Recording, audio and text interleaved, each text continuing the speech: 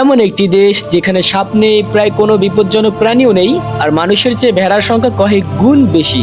স্বাগতম আপনাকে নিউজিল্যান্ডের নতুন পর্বে। প্রশান্ত মহাসাগরের দক্ষিণে অবস্থিত একটি দ্বীপরাষ্ট্র, পৃথিবীর মানচিত্রের এক প্রান্তে দাঁড়িয়ে থাকা এক বিস্ময় নিউজিল্যান্ড। এতটাই দূরে যে একসময় বিজ্ঞানীরা একে পৃথিবীর হারিয়ে যাওয়া মহাদেশের অংশ বলে মনে করতেন। আজও এর নিচে লুকিয়ে আছে ডুবে যাওয়া মহাদেশ জিল্যান্ডের রহস্য। প্রায় 800 বছর আগে মাওরি জনগণ বিশাল সমুদ্র পাড়ি দিয়ে প্রথম এই দ্বীপে এসে বসতি স্থাপন করে। তারা এই ভূমির নাম দেয় আওতায়ারোয়া, যার অর্থ দীর্ঘ সাদা মেঘের দেশ।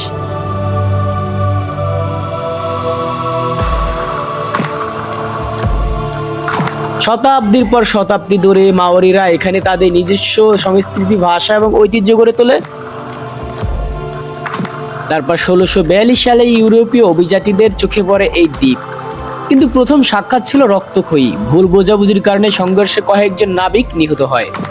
পরবর্তীতে ব্রিটিশরা এখানে উপনিবাস স্থাপন করে এবং 1840 সালে স্বাক্ষরিত হয় বিখ্যাত ওয়াইতাঙ্গি চুক্তি, যা আজও নিউজিল্যান্ডের ইতিহাসের অন্যতম গুরুত্বপূর্ণ ঘটনা। কিন্তু নিউজিল্যান্ডকে আলাদা করে তুলেছে তার অবিশ্বাস্য প্রকৃতি।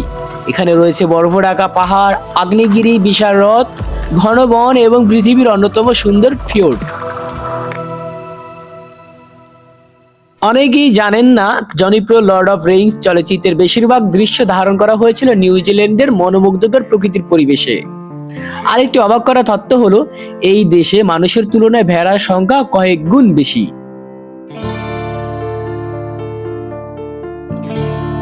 নিউজিল্যান্ড পৃথিবীর প্রথম দেশগুলোর একটি যারা নারীদের ভোটার অধিকার প্রদান করেছিল। 1893 সালে দেশটি ইতিহাস তৈরি করে। এছাড়াও এটি বিশ্বের অন্যতম নিরাপদ, শান্তিপূর্ণ এবং বসবাসের উপযোগী দেশের তালিকায় নিয়মিত স্থান পায়। কিন্তু এই শান্ত দেশের নিচেও লুকিয়ে আছে বিপদ।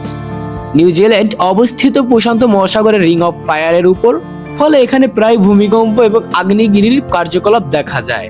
তবুও প্রকৃতি এবং মানুষের সহাবস্থানের এক অনন্য উদাহরণ হয়ে দাঁড়িয়েছে এই দেশ। আজ নিউজিল্যান্ড শুধু একটি দেশ নয়, এটি এমন একটি জায়গা যেখানে প্রকৃতি, ইতিহাস এবং রহস্য একসঙ্গে মিলিত আছে। যদি আমাদের এই পর্বটি আপনার কাছে ভালো লাগে তাহলে অবশ্যই লাইক, কমেন্ট, শেয়ার করে দিবেন এবং আমাদের চ্যানেলটি সাবস্ক্রাইব করে রাখুন, যাতে আমাদের পরবর্তী ভিডিও প্রকাশ করার সঙ্গে সঙ্গে আপনার কাছে পৌঁছে যায়। ধন্যবাদ সবাইকে এই পর্যন্ত ভিডিওটি দেখার জন্য।